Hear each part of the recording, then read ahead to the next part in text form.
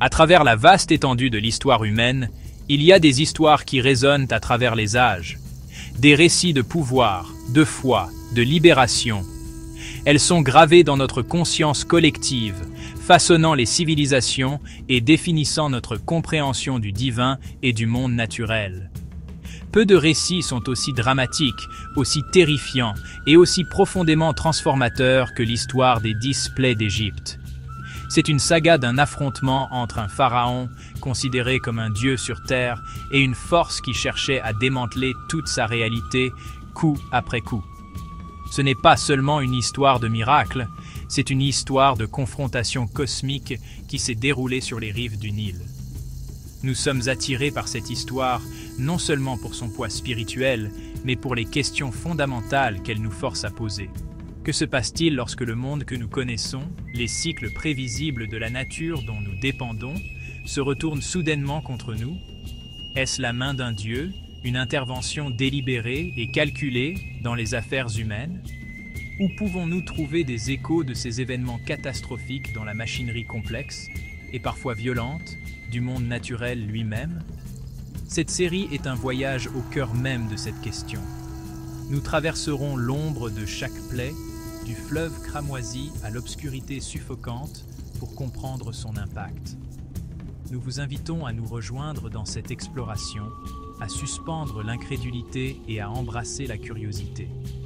Nous nous plongerons dans les textes anciens, cherchant à comprendre le pouvoir symbolique et la signification théologique de ces 10 calamités. Qu'ont-elles signifié pour les personnes qui ont raconté et entendu ces histoires pour la première fois?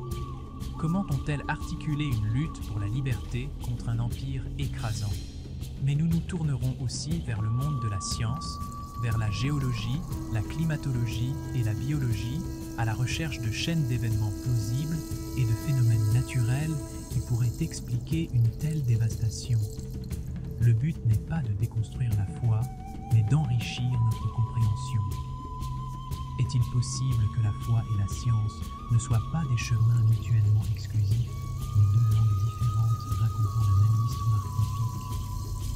Une série de catastrophes écologiques déclenchées par un événement climatique unique aurait-elle pu être interprétée par un peuple aspirant à la liberté comme la juste colère de son Dieu? C'est le grand puzzle que nous cherchons à assembler. Un puzzle où chaque pièce, qu'elle provienne d'un rouleau sacré ou d'un échantillon de carottes géologiques, nous rapproche de la vérité de ce qui s'est passé dans cette terre ancienne, il y a si longtemps, lorsqu'un empire a été mis à genoux.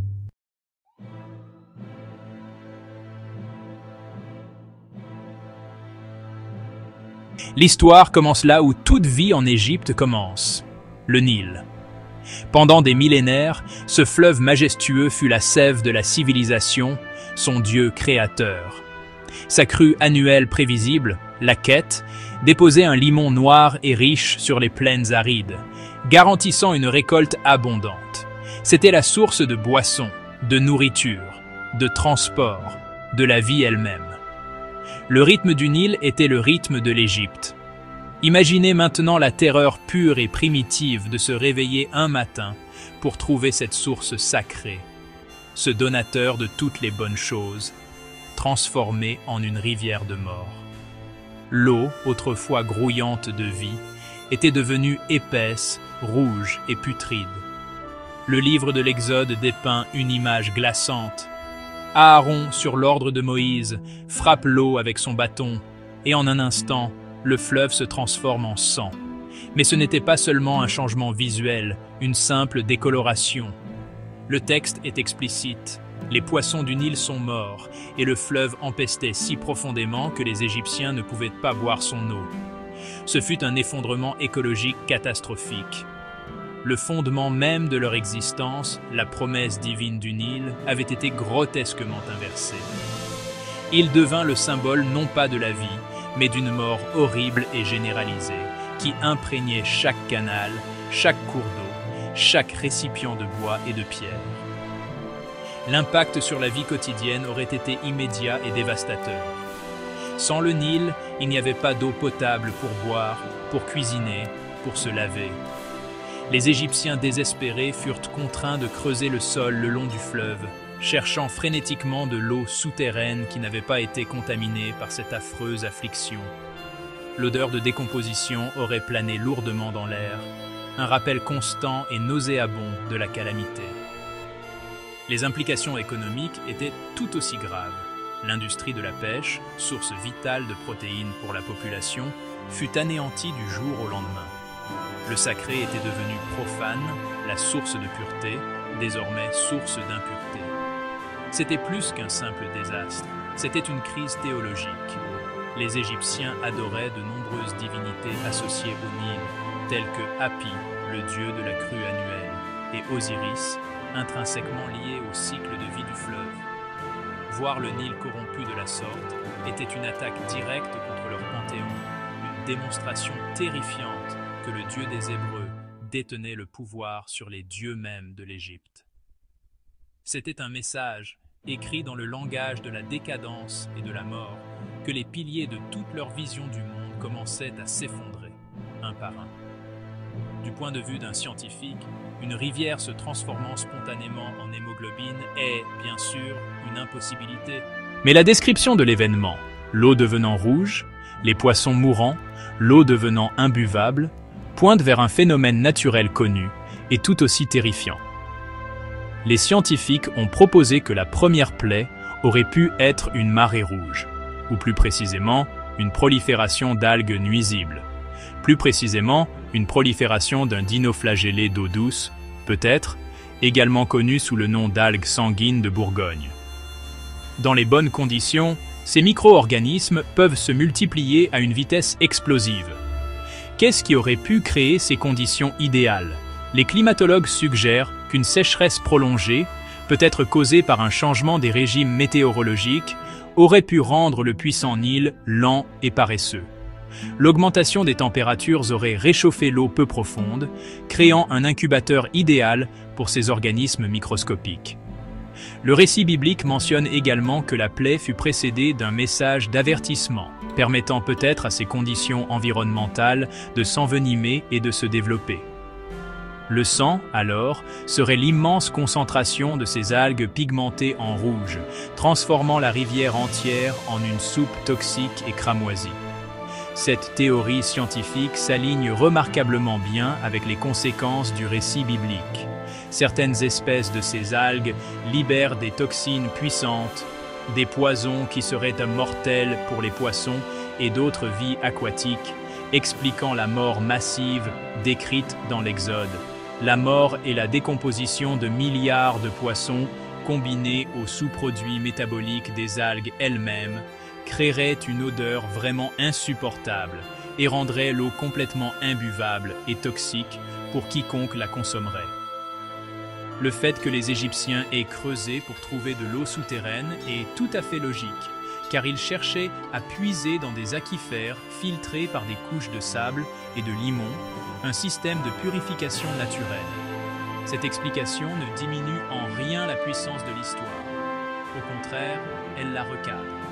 Elle suggère un monde possible où une catastrophe naturelle d'une ampleur sans précédent frappe au cœur d'une civilisation. Pour un peuple vivant dans un monde perçu à travers le prisme de l'action divine, un tel événement ne serait pas considéré comme un hasard écologique. Il serait interprété comme un signe, un acte délibéré d'une immense puissance.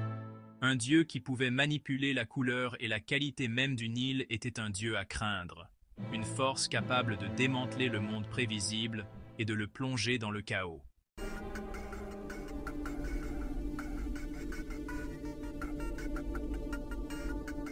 La marée cramoisie de la première plaie se retire, laissant derrière elle une rivière de mort et de décomposition. Mais ce n'est pas un répit. Ce n'est que la préparation du prochain acte terrifiant. La dévastation écologique du Nil devient le moteur même de la deuxième plaie. Leurs prédateurs aquatiques naturels, les grands poissons, étant désormais morts et pourrissant dans l'eau toxique et leur habitat rendu inhabitable, une créature est forcée de fuir la rivière en masse. La grenouille. Les rives du Nil auraient commencé à enfourmiller, un exode désespéré de leur foyer empoisonné vers la terre d'Égypte. Le texte biblique décrit une infestation aux proportions presque surréalistes. Il ne s'agissait pas seulement de quelques grenouilles dans le jardin, Il est dit que les grenouilles montèrent et couvrirent le pays d'Égypte. Elles envahirent les maisons, les chambres, les lits. Elles envahirent les cuisines, les fours et les pétrins. Il n'y avait pas d'échappatoire. Chaque recoin de la vie égyptienne, des espaces les plus intimes de la maison au lieu même où ils préparaient leur nourriture, était envahi par une marée amphibie glissante et coassante.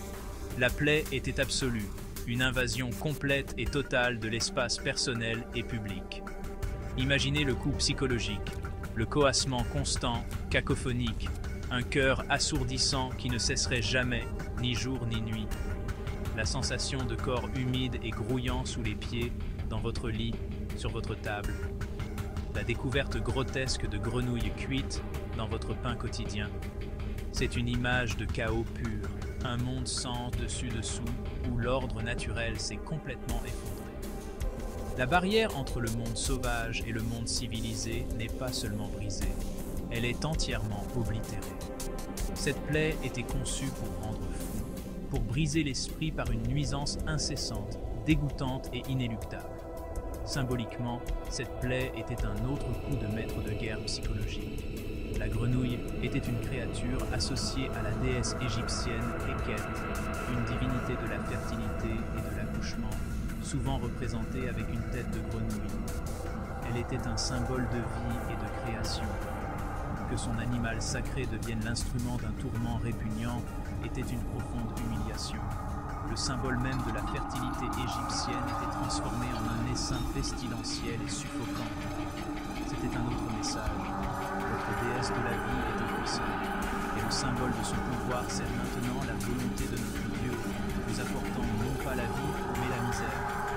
Du point de vue écologique moderne, la deuxième plaie est un exemple typique d'effet domino. La première plaie, la prolifération d'algues, crée les conditions exactes nécessaires à la seconde. Les grenouilles, ou plus probablement une espèce de crapaud égyptien, sont des amphibiens. Elles commencent leur vie comme têtards dans l'eau, mais deviennent des adultes terrestres. Les algues toxiques auraient tué leurs prédateurs, mais n'auraient peut-être pas été aussi mortelles pour les têtards eux-mêmes, permettant à un nombre inhabituellement élevé de survivre jusqu'à maturité. Face à une rivière toxique et désoxygénée, leur seule option de survie serait une migration massive vers la Terre. Cet exode soudain aurait été écrasant. Une seule femelle crapaud peut pondre des milliers d'œufs. Avec un taux de survie supérieur à la normale en raison de l'absence de prédateurs, le résultat serait une explosion démographique aux proportions stupéfiantes. Les grenouilles auraient émergé de la rivière non pas au compte-gouttes, mais comme un tapis vivant poussé par l'instinct de trouver un nouveau territoire, de l'humidité et de la nourriture. Elles auraient naturellement été attirées par les habitations humaines, où elles auraient pu trouver de l'ombre, de l'humidité dans les cuisines et les caves, et une abondance d'insectes qui auraient également prospéré dans les conditions chaotiques. La description des grenouilles dans les fours et les pétrins, bien que paraissant bizarre, a aussi une logique macabre. Cherchant des endroits frais, sombres et humides pour échapper au soleil égyptien ardent, les fours en argile et les jarres de stockage utilisés pour la pâte auraient été des abris attrayants. Leur nombre immense aurait signifié qu'aucun espace n'était à l'abri de leur recherche désespérée de refuge. L'ampleur de l'invasion décrite dans la Bible, une fois vue à travers cette lentille écologique, passe du domaine du purement surnaturel à un événement biologique terrifiamment plausible, une conséquence directe et prévisible de la mort de la rivière. Finalement, la plaie des grenouilles aurait pris fin aussi horriblement qu'elle a commencé. Forcées sur un environnement terrestre sec pour lequel elles n'étaient pas entièrement adaptées et sans source d'eau propre, les grenouilles seraient mortes en masse. La Bible le confirme, déclarant que les Égyptiens les rassemblèrent en tas et le pays empestait. Le soulagement du coassement et du grouillement serait remplacé par l'odeur accablante de millions de cadavres d'amphibiens en décomposition, créant une nouvelle crise sanitaire et surtout le terrain de reproduction parfait pour les insectes qui figureraient dans les plaies à venir. Les dominos continuaient de tomber.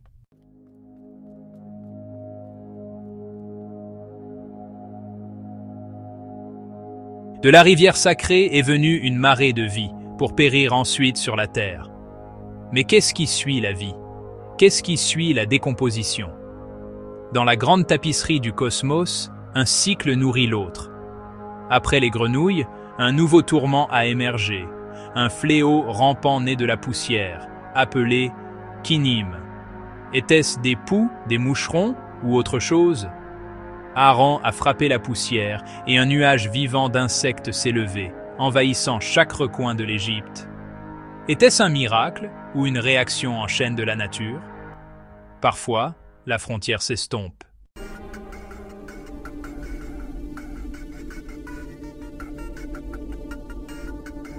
L'univers est rempli de frontières. La quatrième plaie trace une ligne dans le sable, un essaim descend, mais cette fois, une partition divine est faite. L'Égypte est envahie par une horde chaotique, mais la terre de Goshen est épargnée. Pour la première fois, une plaie distingue les peuples, un miracle de séparation. Était-ce la nature, le hasard, ou quelque chose de plus? L'essaim qui a respecté une frontière nous met au défi de voir l'extraordinaire dans l'ordinaire.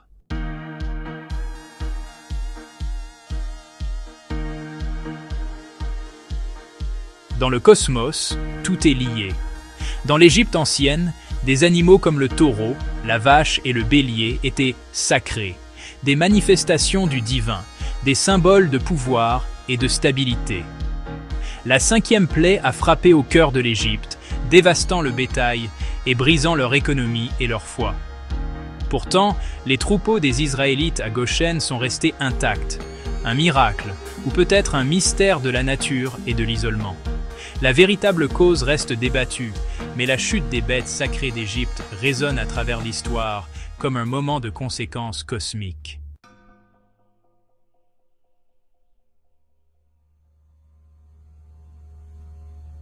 L'univers est une tapisserie de causes et d'effets, où un événement mène inévitablement à un autre.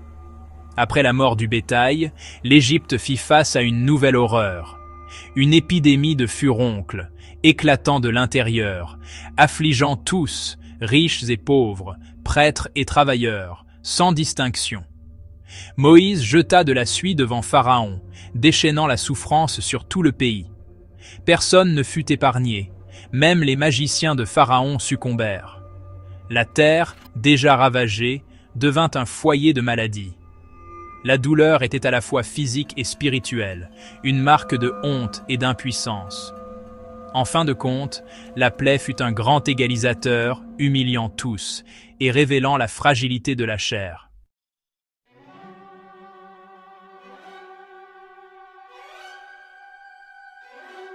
L'espace n'est pas vide, il est rempli de forces visibles et invisibles, capables de création et de destruction. Sur Terre, notre atmosphère est une scène volatile pour ces forces. La septième plaie a déchaîné un paradoxe, de la grêle mêlée de feu, faisant pleuvoir glace et flammes sur l'Égypte.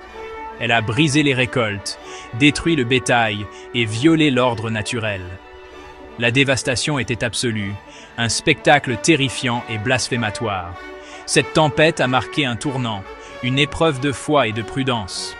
Certains la relient à l'éruption de Terra, un événement cataclysmique qui pourrait expliquer le feu et la grêle. En fin de compte, c'était un rappel. L'univers détient des forces bien au-delà du contrôle humain. Dans la toile complexe de la vie, l'équilibre est primordial.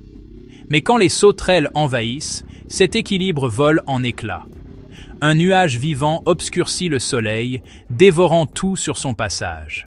Champs, arbres et maisons, rien n'est épargné. Les sauterelles achèvent ce que la grêle a commencé, ne laissant que la dévastation. On ne peut pas raisonner avec un essaim. Il est implacable, inarrêtable. Pour l'Égypte, les sauterelles étaient le chaos incarné, dévorant l'ordre et l'espoir.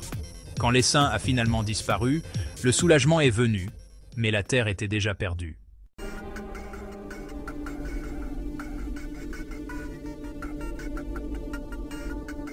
Que serait notre monde sans lumière? Pour les anciens Égyptiens, ce n'était pas seulement une question, mais une réalité terrifiante. La 9e plaie apporta une obscurité si absolue qu'on pouvait la sentir. Elle dura 3 jours, éteignant chaque flamme et paralysant un empire puissant.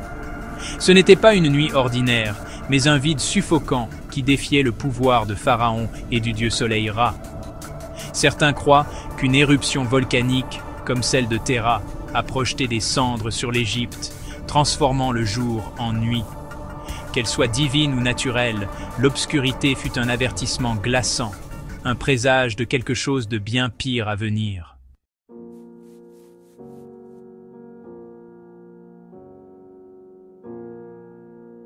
La 10e plaie a brisé l'Égypte, franchissant la limite de la souffrance humaine.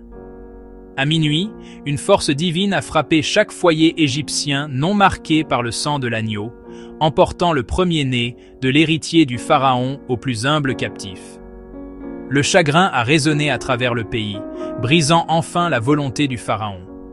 Les Israélites, protégés par la foi et le rituel, ont été épargnés.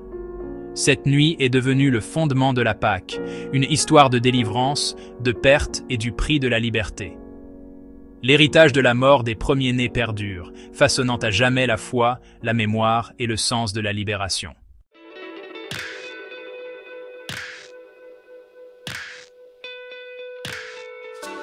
Nous avons parcouru un récit d'escalade de merveilles et de terreurs. Nous avons marché le long des rives d'un fleuve de sang, senti la terre trembler sous une pluie de grenouilles et protégé nos yeux d'une obscurité palpable.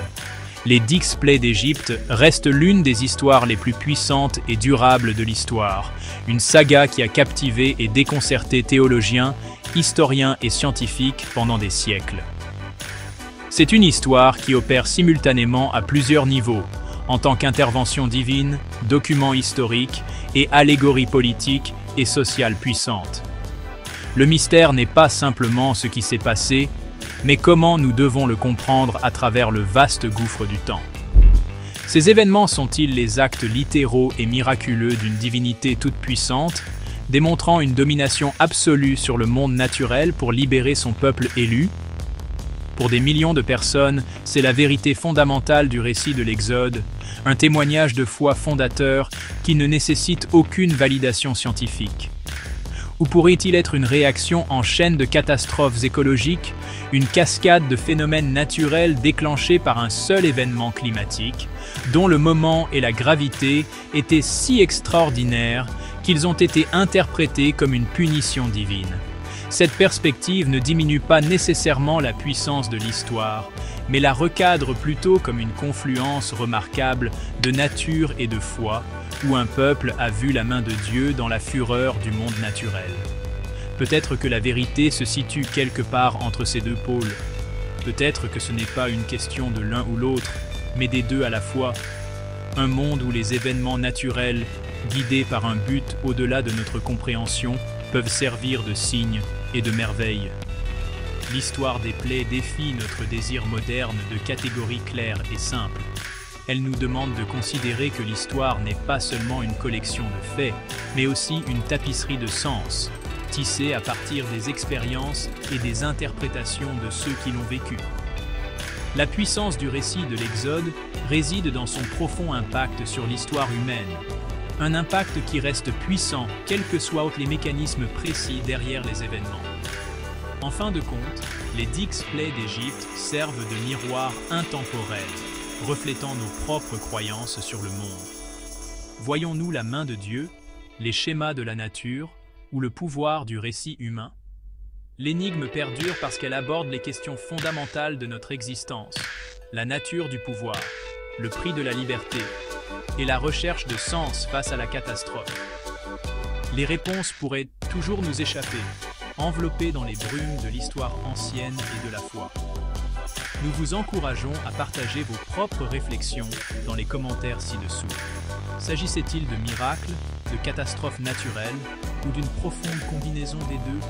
Et si vous souhaitez continuer à explorer les grands mystères de notre passé ancien, assurez-vous de vous abonner et de nous rejoindre pour notre prochain voyage.